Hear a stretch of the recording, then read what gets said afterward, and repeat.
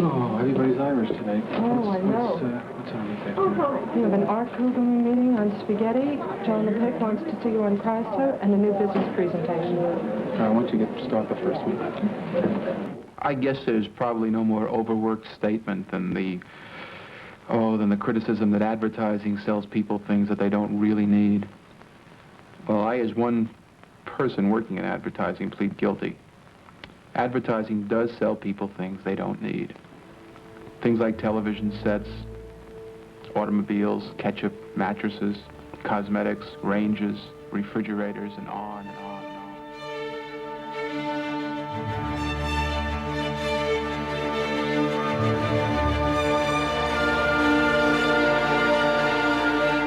I got involved with Kramer versus Kramer. Alien was one of my more unusual assignments. That line, "Pray for Rosemary's Baby," began to grow.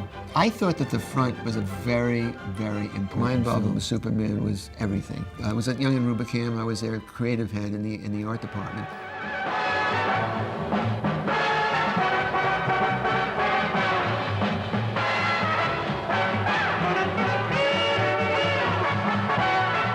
I have with me two very distinguished guests today. Steve Frankfurt, a local resident, but a gentleman who has a distinguished career of his own professionally. We will talk about all of that. And since we want to talk about film today in particular, Steve is a founding member also of the American Film Institute, and we will discuss some of those things. In addition, he's also a member of the Board of Trustees of the Center. And Bud Schulberg, who is with us today, a most distinguished writer and a gentleman whose career in the movie industry is also exemplary, and we want to be able to talk about some of those. It's not exemplary, it's legendary.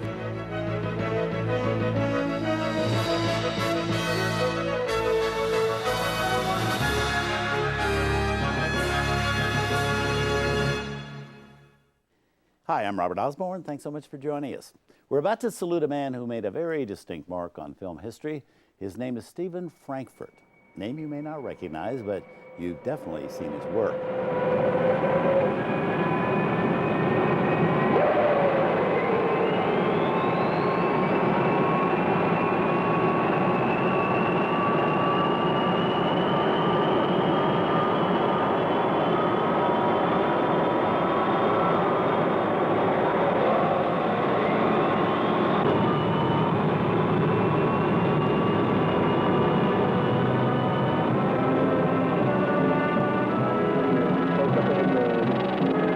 Suddenly, an abrupt shift right there. Cut right there. Yeah, cut right there, as we know it's a plane. And then it is. For the people of Eastern Airlines, the miracle, the exaltation, the serenity of flight are a ceaseless wonder. Come share it with us. Lay's potato chips, bet you can't eat just one. Oh, pistache. Excedrin headache number 1040.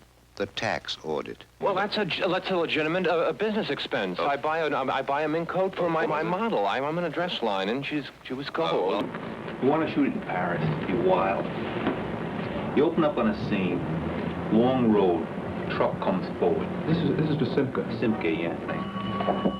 And then we see a Brigitte Bardot gal riding a bicycle right on the side of the truck, you know, and they go, "Hey, c'est les mères sont intelligentes, ouais, ouais." And she goes, "Ah, allez, peut-être qu'on back." Introducing chicken tetrazzini, lasagna, and manigort. Some people think it's the cast of a Dolce Vita. Now, we have another... I think about style of the glass. Glass, and the end product, how it will look in the glass. Plus, I like this one best. I think it looks more natural. I think it looks more like what we're trying for here in the layout. Mr. Johnstone? Yes, I do. You know? I really think it does. Important is the question of how do we get out of this mess, this tremendous avalanche of propositions that have been thrown at the consumer. Well, if this is the climate, excuse me. Coffee, well, sort of interrupted me. What were you saying? I was saying that if the climate of our business is such that the public is being snowed or inundated with a great many things, then it behooves all of us, client and agency, to be absolutely certain that under no circumstance does our material look like anybody else's. The fastest way to kill a bad product is to run a lot of good advertising for it, because you'll get everybody to try it once and they will never come back. You look at these poor little white pills you're trying to peddle. What kind of pay? And no charge to 'em. Yeah, I got an idea. Let's make 'em yellow. Yellow's the color of sunshine and energy. Gives a fella that get up and go, it sets him up solid with the ladies. You get the idea? Like this, if you want to be bright-eyed and bushy-tailed, why, just gobble up a handful of Vitajex and your battery's charged. Watch.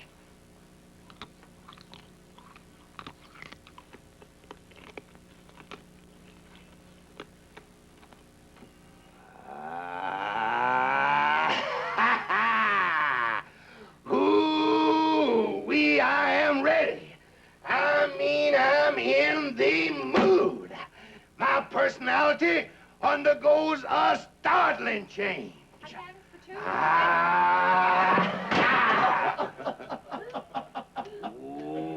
I'm gonna get you, you little red-headed loony, you. That's what Vitajex does to me, and I ain't even swallowed them yet. Sort of semi came out of my my other business. It's called The Face in the Crowd, and I think you did your homework in that one. It seems to me a Young and Rubicam, as I recall. I did. Oh, okay. And it was sort of tied to Young and Rubicam in Dartmouth, as I remember. The green of the agency. It was. But that was, I think it's an extraordinary film. They were very helpful. I was amazed that they turned it over. Came into our conference rooms and just sat there and learned the advertising business. Yeah. Really? Sandy Griffith. Yeah. I still hear watching commercials. It's the things I learned. Like we were at a tea commercial meeting, Lipton's tea. Lipton, oh yeah. It was Arthur Godfrey Day. And in Arthur Godfrey time. Yeah. And one of the enthusiastic writers said something about the best tea or something. And I remember the executive saying, "Look, let's face it, the truth is it's all the same tea. It all comes from China on the dock. They bid for it. It's the same tea." In a different I package. have to find a word that doesn't say best, worst. Yeah. And they said brisk, and I still hear it. It's still going on, a brisk tea. It still is, A right. brisk Yeah. tea. Yeah. General Hainsworth, my papers have supported Worthington Fuller from the first day he ran for public office. He's not a grandstander, a backslapper, or a baby kisser. That's exactly what he's got to become. A majority in this country don't see eye to eye with him. We've got to find 35 million buyers for the product we call Worthington Fuller. I think you underestimate the respect which people in Respect? Did you ever hear of anyone buying any product, beer, hair rinse, tissue, because they respect it? You gotta be love, man. Love! I feel that when we take on an account, we look very carefully at the products, the people we're dealing with, and for the most part, we're pretty darn sure about the positive aspects of, the ethical positive aspects of the people, the product, certainly.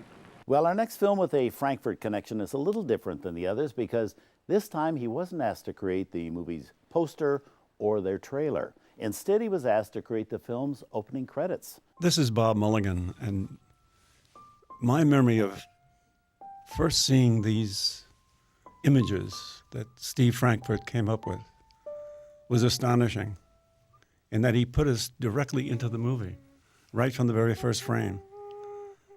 And using the whole visual theme of the cigar box, which is also a part of the movie, and a part of the interior world of those children, sharing mysteries, and some of it so directly connected to Boo, he just did a wonderful job. Now, this marked Stephen Frankfurt's first foray into the actual movie-making process. Before this, he was strictly an ad man, creating campaigns for everything from Jell-O gelatin to Frito-Lay potato chips. He was particularly known, though, for doing campaigns which appealed to children. And because of that, producer Alan Pakula thought Frankfurt would be an ideal guy to create the credits for our next movie, which has so much to do with children. Let's take this ad, Mr. Carpenter. It's I think it's an interesting one on the subject of taste. Now, here's a photograph. I remember the first time we showed it within the product group, several people threw their hands up in the air and said, "Oh my God, you know, we can't show a baby's bare bottom in a magazine nationally." Who's the client then, Steve? All right, this is Park Davis. Park Davis, pharmaceutical company. We're talking to mothers. simple story. Not so simple, but simply put in this particular advertisement. 20 shots and just one ouch. Now, our feeling was that that story, with this kind of an illustration, would get across to a mother quickly, in good taste, and understandably, and persuasively. I think the advertising man is in a certain sense unique because he's probably part artist, part businessman, part scientist, I guess, because of all of the facets of the business of marketing that he gets involved with. The creative side of it. I think all of it can be creative in one sense or another.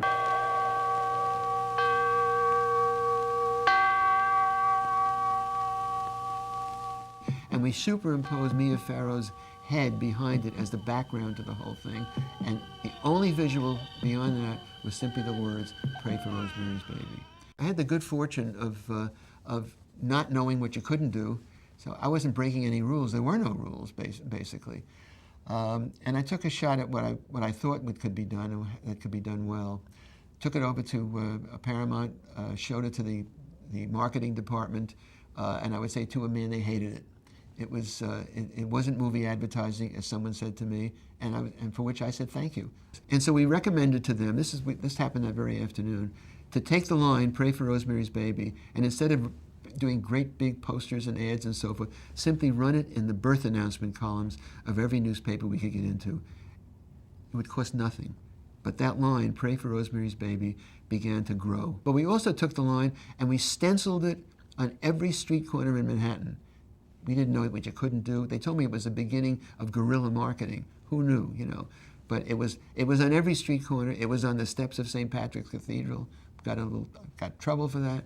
However, that line became extremely memorable. Johnny Carson picked it up and was ending the show at night with saying, "Remember, pray for Rosemary's Baby." My feeling personally is that when I put something on a page or on a television screen, I'm selling it to the public, and that public happens to also include my family, my children.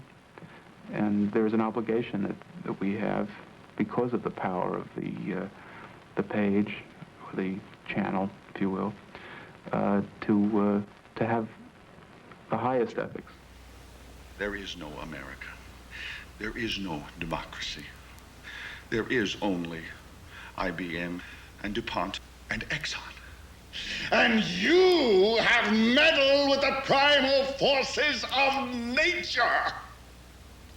And you will atone. Am I getting through to you, Mr. Beale? Why me? Because you're on television, dummy. This was our key art for the one sheet, loved by Patty and Sidney, scared the pants off the studio. So much so, though, it never ran. I don't think that businessmen and, quote, an artist necessarily have to clash, because I think that the artist, as he fits into advertising, has become is a different kind of an artist, possibly. I think the graphic artist, for instance, is a designer, a filmmaker, but a man who is making a film and putting together a design or a layout for a very express purpose, very specific purpose, to reach specific people and to get a specific message across. Advertising does sell people things they don't need.